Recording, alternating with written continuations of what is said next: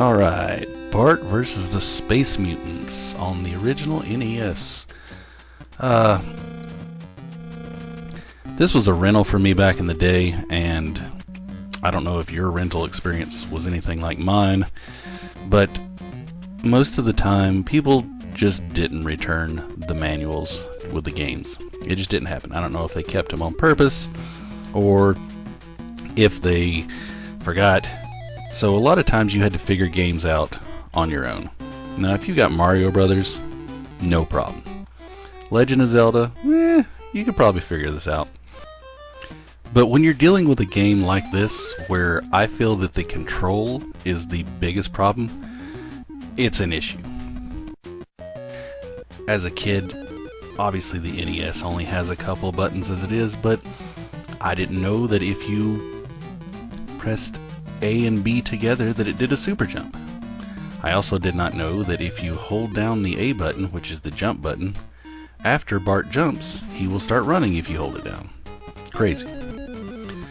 So the story of the game is that these aliens are going to come down and take over the bodies of residents and eventually take over the world. Well, Bart sees them, and he is wearing sunglasses at night for some reason, like he's acting out an 80s song by Corey Hart.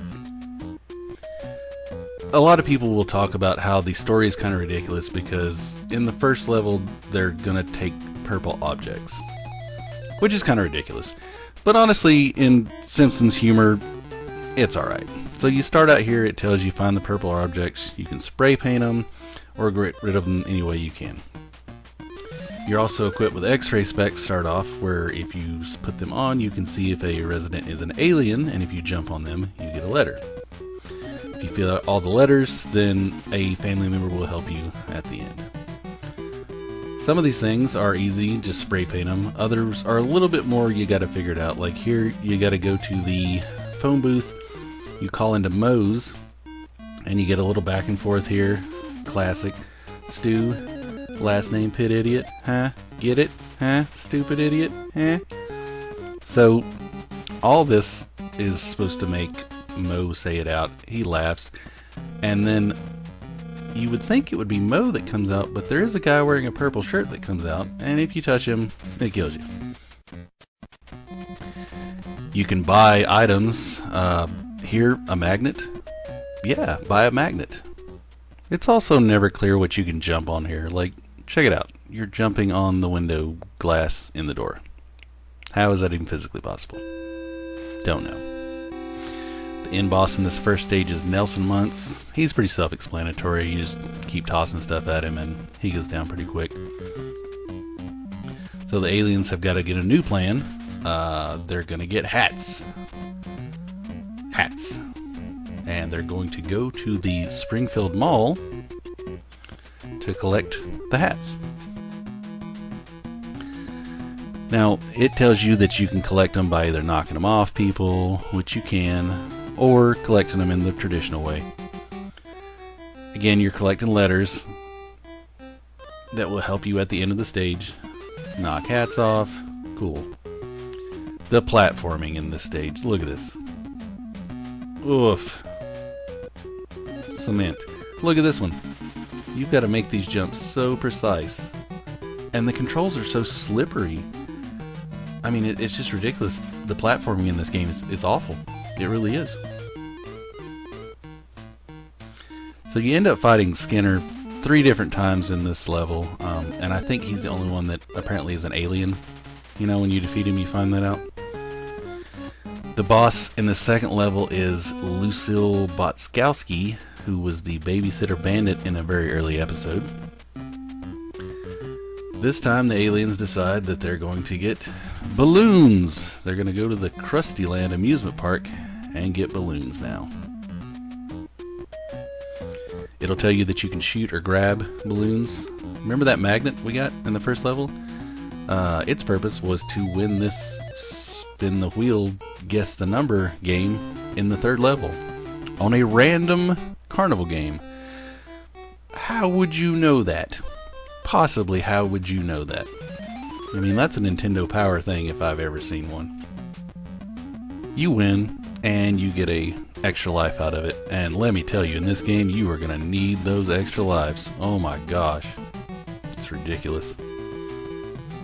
Here, randomly, some kid starts throwing bombs at you for some reason. I'm not really sure. Doesn't make any sense, but I guess that kid just got it out for Bart. The boss of this level is Sideshow Bob. You jump on his feet, and he does this weird, stupid looking hoo-hoo jump dance thing. This fourth level is probably the hardest level. It's the Museum of Natural History, and you gotta collect exit signs. The collecting part of it's not really that bad, but this is a long level just in its own, and there's so many different parts to it and obstacles that you've got to jump. And again, it's the jumping and platforming. Here you got to avoid everything, but yeah, jump on the alligator head. And look at this, there's a spider there. What do? I've got no choice other than to take a hit. Doesn't make sense. Why'd they program it like that?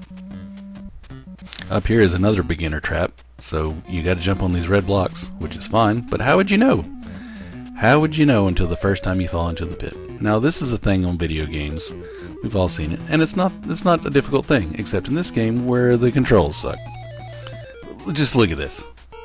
Yes, there are rocks falling, and with this platforming, I'm expected to jump on this rock that is moving, and I don't know where I can stand or the thing ends, so get ready to do this jump over and over. Once you finally get past that, you find some tar pits with skeletons, and you're just not ever really sure what part of the skeleton that you can stand on or not. You make it past that, make it to the end. It's Dr. Marvin Monroe. For this level being super hard, he's pretty easy. You just jump on him 3 times and you can avoid him pretty easily. It's not a big thing. So lastly, the aliens decide that no more Mr. Nice Mutant. They're going to go to the nuclear power plant and remove the radioactive rods. This level is completely different in that this level is a maze. You've got to find all the radioactive rods. There's not a boss. You got to take them down to the basement and put them in the reactor. You can find different family members here, like Lisa will tell you, hey, the combination for the floor is this. And the other family members are all here as well, that serve different purposes.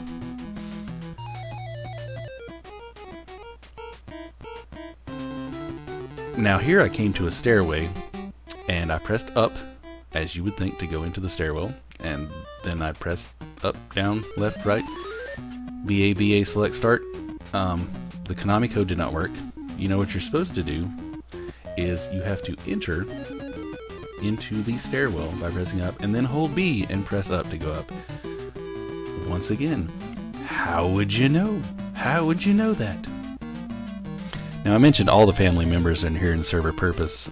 Here I ran up upon Marge, and if you see Marge and press B beside her, she will actually take the radioactive rods to the basement for you, so you don't have to backtrack all the way, which is convenient. But here you think you're done seeing all that, so I'm going to go in the elevator here, which has its own set of controls again that you have to figure out how to use. I'm continuing on with my game, about to go over here doing some platforming. Hey, I'm going to get this extra life. Can I jump on these fire extinguishers? No. Okay. That's weird. Oh crap, cutscene. Can I jump on these fire extinguishers? Yes, I can, but I couldn't jump on the other ones. Makes no sense.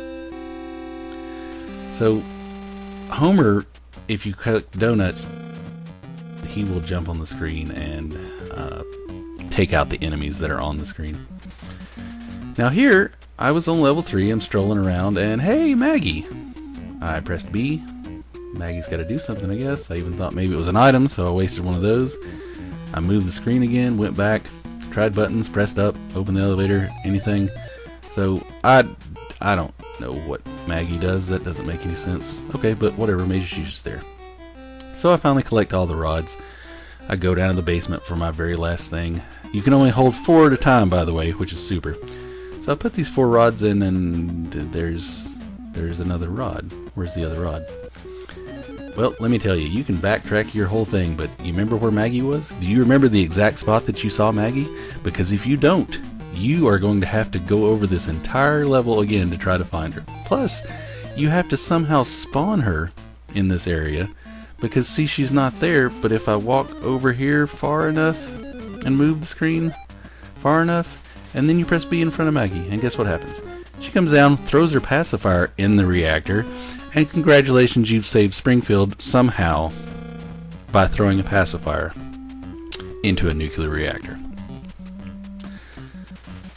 So you get this ending to the game, and Bart's an intergalactic hero, it will tell you here, and it's 6 months later. The family makes a stop on their summer vacation, and dun dun dun, Bart is now on Mount Rushmore. Awesome, huh? I would once again like to point out that here Marge and Lisa's dresses are color swapped, which is not right. Also, so did the military, nobody saw any of these aliens, nothing else, only Bart? And not only that, they didn't see anyone carving a kid's head into Mount Rushmore. And I don't know, there's just a lot of questions here. Anyway, here's the thing about this game. If you love The Simpsons like I do, and was a huge Simpsons fan as a kid, you probably have played this game. If you're a huge Simpsons fan and you haven't, is it fun? Yeah, it's got a great nostalgia to it. It's poorly planned out. The control scheme is what kills this game. Is it difficult? Yes, but it's difficult because of the controls.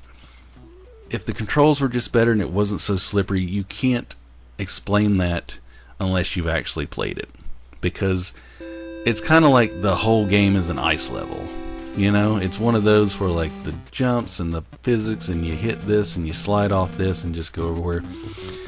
It's worth the play. I wish that they would remaster this game and change the control scheme and fix that, and it would be a solid game.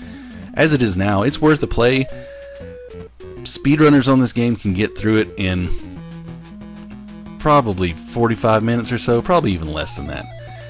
This video took me hours of my life to compile and beat. So give it a shot if you've played it. Let me know what you think about it. And you know, again, it could be a good game. It's fun. It's nostalgic. The controls, though, no bueno.